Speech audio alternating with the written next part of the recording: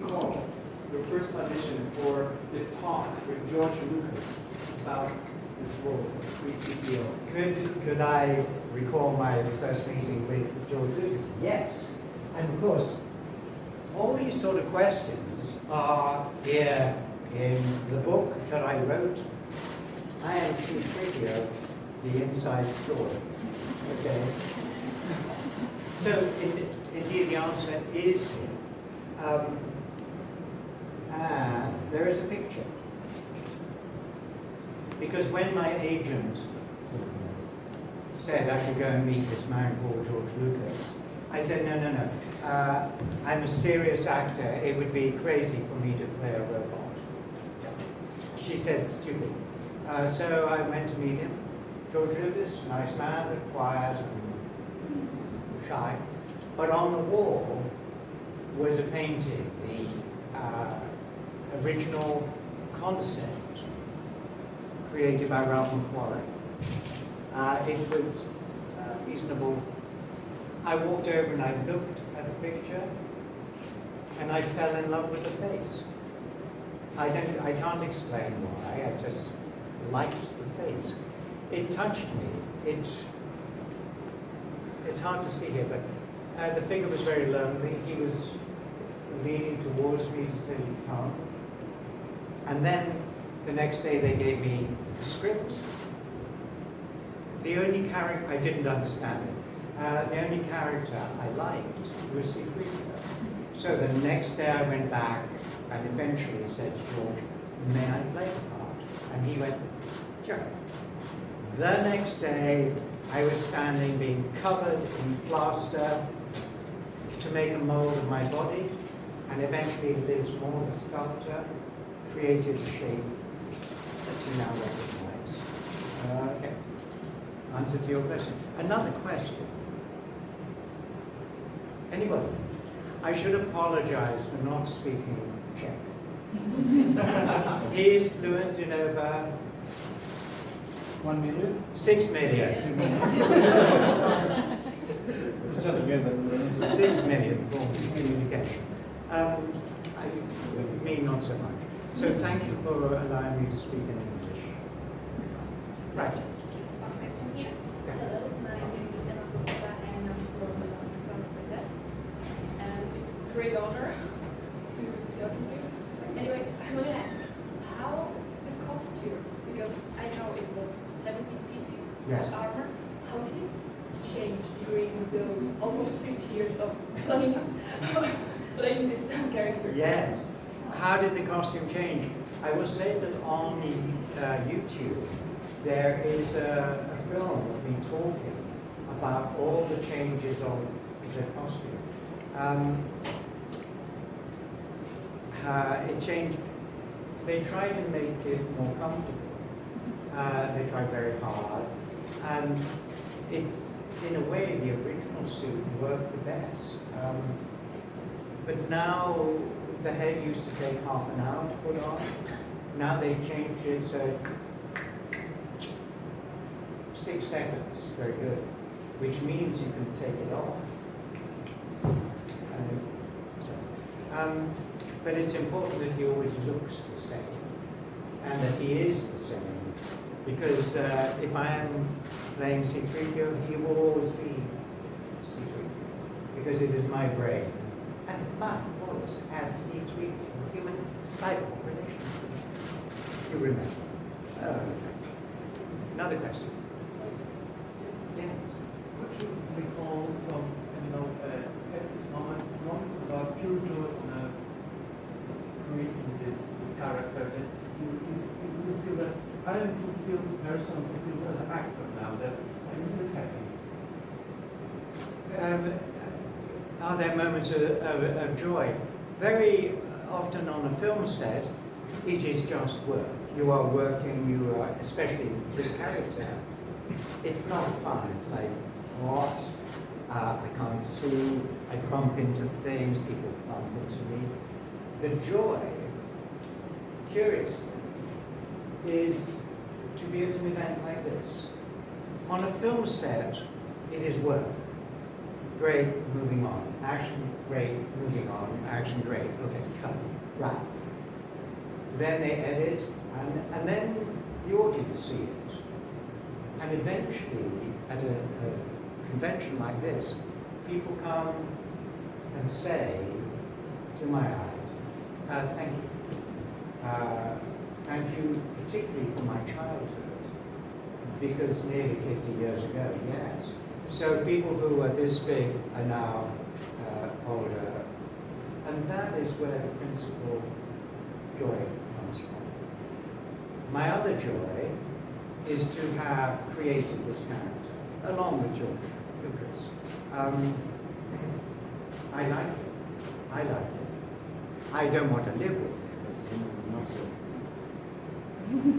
But I'm very fond of him, and I know that he appeals to people who are quite sensitive, who maybe find society difficult. And I'm glad that he has become a friend and a refuge for many fans who tell me about it. Another question. Yes. Hello, my name is Anya Barem. So going back to the costume. Just going to stop for a second. The air conditioning, the noise is like being on an aircraft. Can you turn it off? I just want to thank you for the question. I did it from my childhood too.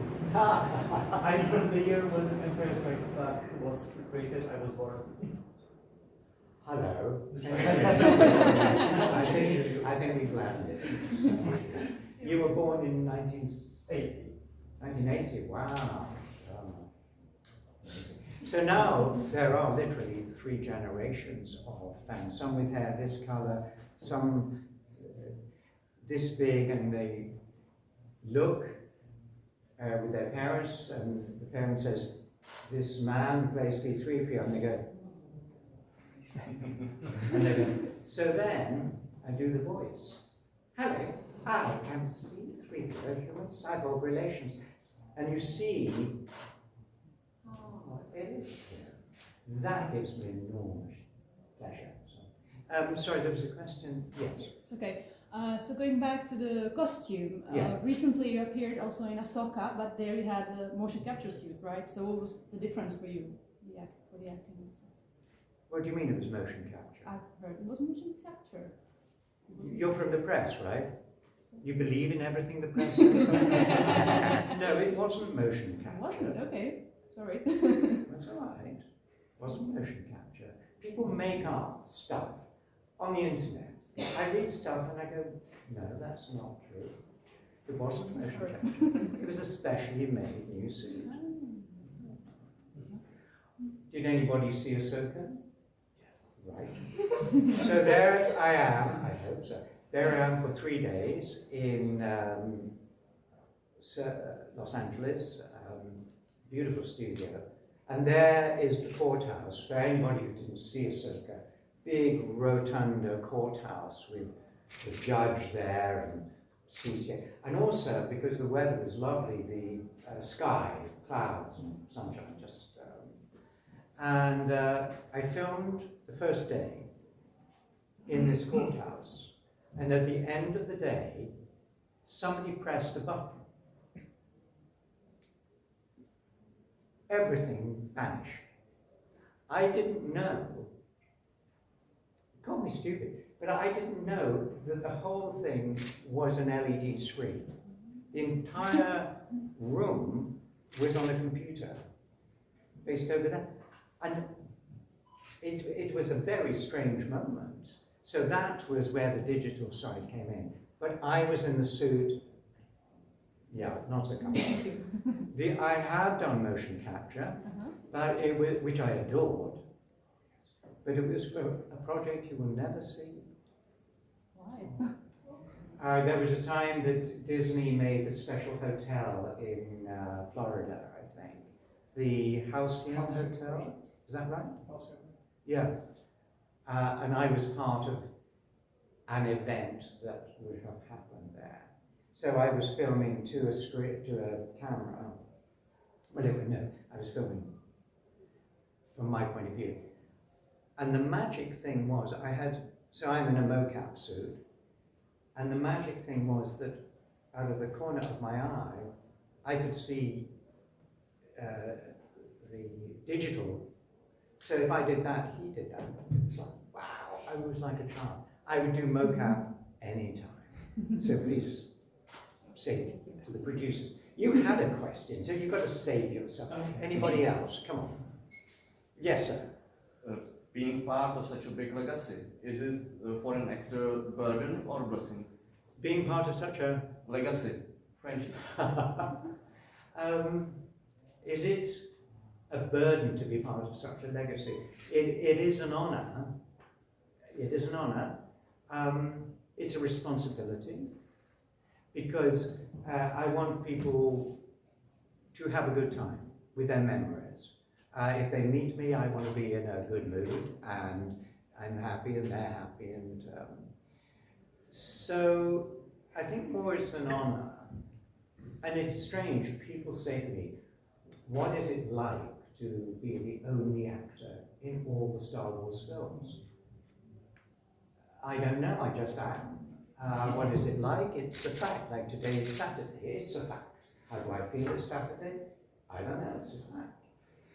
But what I've come to realize is the audience sees, obviously, has a different experience from mine. My experience was very crazy. And it was only when I used to do a big concert tour with a symphony orchestra, maybe with 25,000 people in the audience, live, and you sense the love, the affection for John Williams' music, for George's story, for the characters, and a little bit for me. And you can feel it.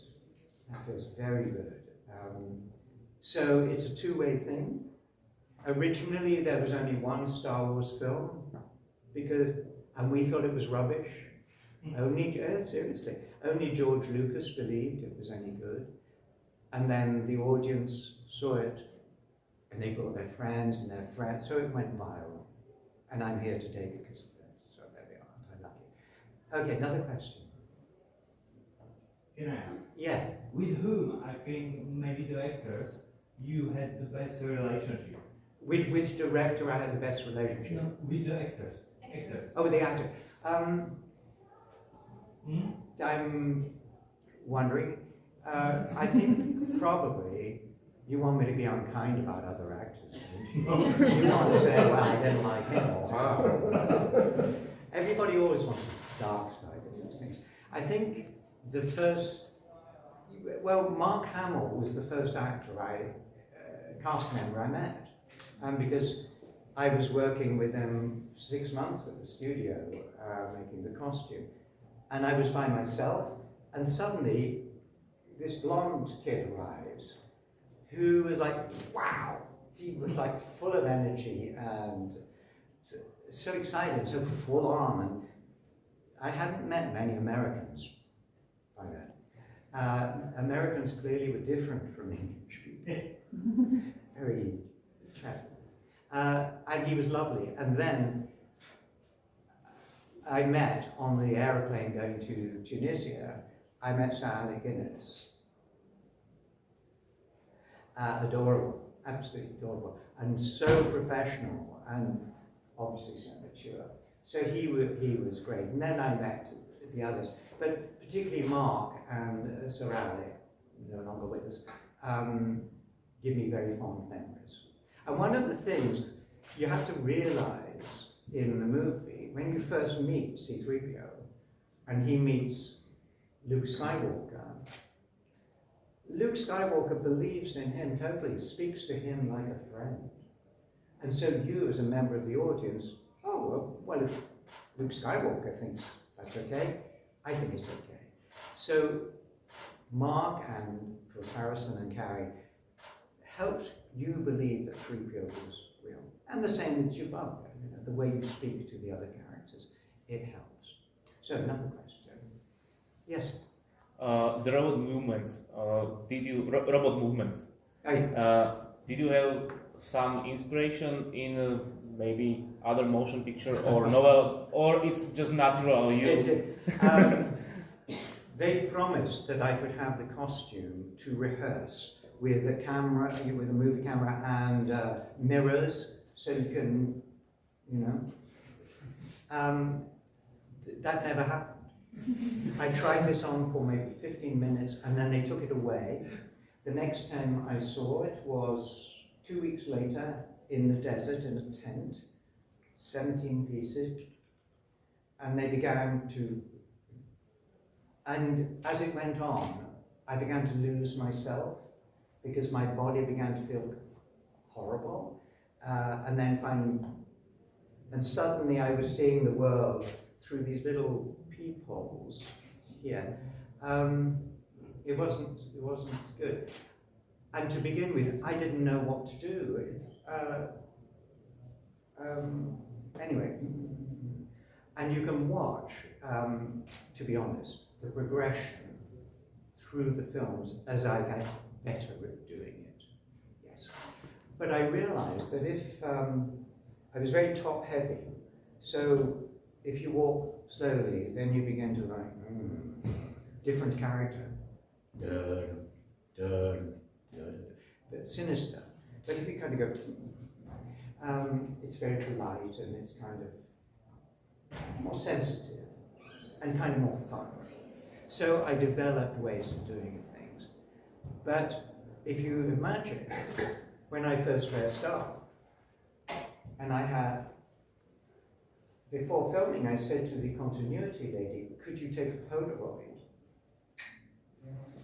So she held up the Polaroid in front so I could see what I looked like. There was no mirror to look. It was a new experience. I was looking at his face and I thought, okay, well, I had to get on with it. So I really was improvising all along the way. But the biggest shock, so that was day one, and already the suit broke in there. Even before we started shooting, this broke. On day two, I had an interaction with R2-D2, and I had had the script for 6 months. And in the script, it had conversation between R2-D2 and C-3PO. 3PO says this, R2 says that, 3PO replies, R2 makes a rude noise. 3PO says something, R2 says something back. It wasn't like that. Nobody had mentioned the fact that R2-D2 would never say a word, wouldn't make a sound. So, where are you going? Well, what makes you think that a settlement's over there? But that way's much too rocky. You'll be my... I was astounded. George Lucas, nor anybody said I would be talking to myself. That's quite difficult to do. Well, with warning you can do it, but by day 4, I was writing out what I think this was saying. 6 months later, I see the finished film, or a year later, and wait a minute, where are you going? Beep, beep, beep, beep. Oh, what do you think there are settlements over there? Beep, beep, beep, beep. Well, Ben Burt had put all these sounds on later, and it's magic. He won an Oscar for it. I was on stage in Hollywood to help Mark Hamill give him the Oscar. He also won for making the lightsabers. Hand for Darth. Darth Vader's breathing. So you remember how I said the painting of the character was lonely. He seemed to want to be near somebody. I had the same experience because my best friend was as interesting as that. And often below my eye line, so I was kind of guessing where it was. And often it wouldn't work, it would bump into me with the radio controls. I was a nightmare. So there we are. Another question. What was your question? My question was, so many generations of Star Wars are here. At the beginning of Star Wars till now, you work with so many directors on different Star Wars.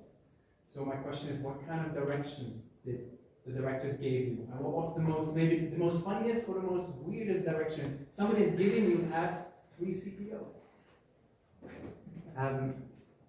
One of the things, if you're an actor in a play or a film or whatever, you long to have the director speak to you. Yeah. because they give you attention, and you get jealous if they talk to other actors more than they talk to you.